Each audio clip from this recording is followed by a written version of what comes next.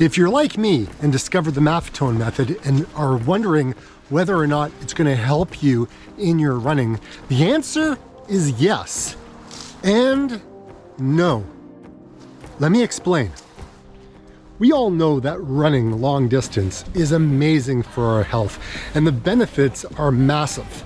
Now, to run slow, it's going to take practice. It's going to take a lot of time. It's going to take a lot of distance. But there are 3 things or 4 things that you need to understand prior to starting. And if you've already started, kind of like I did, then you may want to hear what these are, because if you're frustrated right now and you're not improving and you're kind of ready to throw in the towel and say the heck with it, then let's talk about these things. Let's use me as an example. I am the type of runner who loves to go out in the morning. When I wake up, I've got about half an hour and then I'm out the door. So I'm not consuming anything, and the last meal that I've eaten is quite some hours ago. 15, maybe 16 hours since my last meal, could be even more. And because of that, I find that going out for a run, first off, it's very easy on my body because there's nothing in there. I've consumed everything I needed to have. My body's already metabolized it, and it's kind of pretty much where it's supposed to be at this point in time. So going out for a run, I'm going to be using what I've got on my body, and I'm not going fast. So my body is learning how to break down all the carbs that I've stored, right? And by doing that, there's a process that needs to take place. And what I find is my heart rate rises. Now, it doesn't rise massively, okay? Now, if I've done water fasting for 7 days, yeah, okay, there's gonna be significant changes in my heart rate for the week. But if it's only a day, I don't see necessarily that much of a difference, other than maybe about 3 beats a minute more. You just may need to understand that your body is going to be breaking down fat as a fuel source, and there's a process that it needs to go through. Also, since I'm a morning runner, I don't necessarily drink a whole lot first thing in the morning, and that causes problems, or which will lead into something else I'm going to talk about. But making sure that your body is hydrated is super important. And so what I tend to do is I'll take an electrolyte tab with a glass of water about 20 minutes to a half hour before my run. So basically, as soon as I get up, because again, I want to make sure my body has had time to absorb all of the water and my electrolytes. And that way, when I'm out there running, I'm going to be okay for about the hour or a little bit that I'm out. Now, when I'm running, I don't know about you, but I tend to lose about 1 pound when the weather is about 0 Celsius, 32 Fahrenheit. Now, when the weather is like, 30 Celsius, upwards into the 90 Fahrenheit range, I tend to lose 4 pounds in about an hour in water weight. And so when that happens, when you are getting dehydrated, your body, right, your heart rate starts to rise. And when it starts to rise, if you're using a heart rate to train with, you're going to be running slower. I learned that the hard way. So make sure that you've got your hydration in check, because if not, you may be frustrated that you're not seeing results, and you're probably scratching your head wondering why. You're going to experience cardiac drift one way or another. So you better just get used to it, because it's a normal process of what the body goes through. You're probably wondering, what the heck is cardiac drift? Like, for any of you runners who have been running for a long time, you probably already know. You've been out running for a while. You notice that your heart rate is rising and you're slowing down. And you're going, why the heck is this? It's because that your muscles are starting to get tired. If you've been out running for a while, or if you haven't been running for a while, and you're kind of getting back into the sport, your aerobic base isn't well developed maybe. And because of that, the longer you go, even though you're going at the same heart rate you will eventually get slower and slower and slower and slower. You just have to be able to build up your muscles, okay? Now, your heart muscle is very important. It's pumping a lot of blood as you go. And there are studies that have shown that at a resting heart rate, depending on what it is, you could be pumping about maybe 5 to 8 liters of blood through your body at rest. Now, when you start running and your heart rate rises, that number may be 3 times the amount. That's a lot of blood to be flowing through your body. And it's pumping, okay? Your heart is working really hard. Regardless of how fast you're running, you need to be able to build up those muscles for the heart to pump the blood to all the extremities to make sure that you're functioning okay. And that will have an effect the longer you run. Now, it will improve. It will improve. And I know that for a fact because I've gone down this road a number of times and I've seen my cardiac drift get further and further out the longer I run. So before I would see it at about 5 kilometers, about 3 miles. And then it got pushed back later and later and later. And the more I trained, I'm working on my heart rate, I'm working on my muscles, I'm working on getting my heart stronger. And to be able to go a longer distance, you start to see the results as times go by. So just make sure that you're not trying to force things and getting frustrated. This one here, I've talked about it many a time. So many times that sometimes I wonder if I feel like I am a broken record. But people need to know this. Sometimes we forget. If you are stressed out, if you are drinking coffee, if you're not eating quality whole food, you are not going to see the results that you would be happy with. You may see a regression that happens. And that will probably piss a lot of people off because you don't want to regress. You want to get faster. And some people think that all of these things really don't matter, but they do. Heart rate is finicky. Heart rate does not discriminate against anybody. Heart rate is heart rate. And if your heart rate and if your aerobic base is poor, the only person that can control and to make things better is you. So what are you gonna do about it? The reason I'm in the woods today is not because I wanted to go for a trail run. It's actually in the evening. And I'm on my way to an appointment to show a property to a client. I just realized that Friday and Saturday are super busy and I may not have time to edit the video. So this video that you're watching, yeah, I filmed it on Thursday. So yeah, there's that. I got to do everything to make it all fit. Thanks for watching, guys. I really appreciate it. If you like these videos, please like, subscribe, share it. It really helps the channel. It helps the video spread further to more people. And I'm on a quest.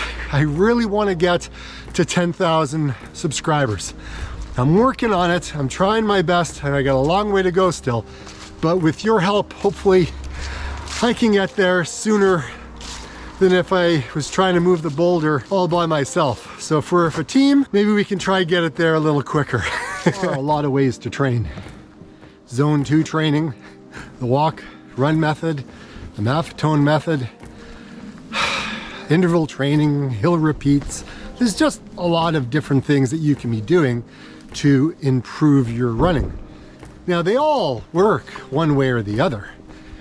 You just have to pick something that's going to work for you to keep you out of the injury box, because getting injured and repeating the cycle over and over again isn't going to be serving you or your family, because they live with you, any better. So you just have to pick a way to go. It's kind of like looking at a junction like we are here. Do I go right, 80-20, or do I go left, Maffetone? And that's strictly going to be up to you on which way you go. I'm going zone 2.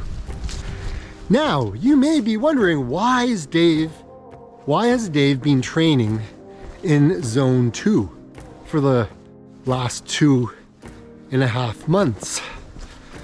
Well, I'm doing it more for an experiment to see where things are going to progress to compared to my MAF training. Because look, let's just be honest. Unless you go for a VO2 max test or whatever the test is called in your neck of the woods, in your country, you're really not going to know what you're capable of and what your zones are, right? You may think you know, you may do a field test like I did, and I'm going to share that with you in another video. But if you've done a field test to know what your max heart rate is, well, that's a good thing, or at least you've done that. If you've gone in to a lab and spent a lot of money on one of these tests, well, you're going to have an idea, a really good idea of where you are. However, if you are like most recreational runners and you just don't want to get injured and you don't have the cash to go ahead and spend on one of these elaborate tests, or you just don't want to do it, I get it. I understand, right? Inflation, it's high. We have to put food on the table for our families. We have to be able to clothe ourselves, pay our mortgages. We have to buy running clothes. Guys, I just bought a pair of Torn 6s. It was like $200 Canadian. 2 years ago, they were 130. So yeah, inflation is real. My goodness. Zone 2 training differs a little bit with the Maffetone. So Maffetone, you do the 180 minus your age, and you've got a whole bunch of rules that you have to follow.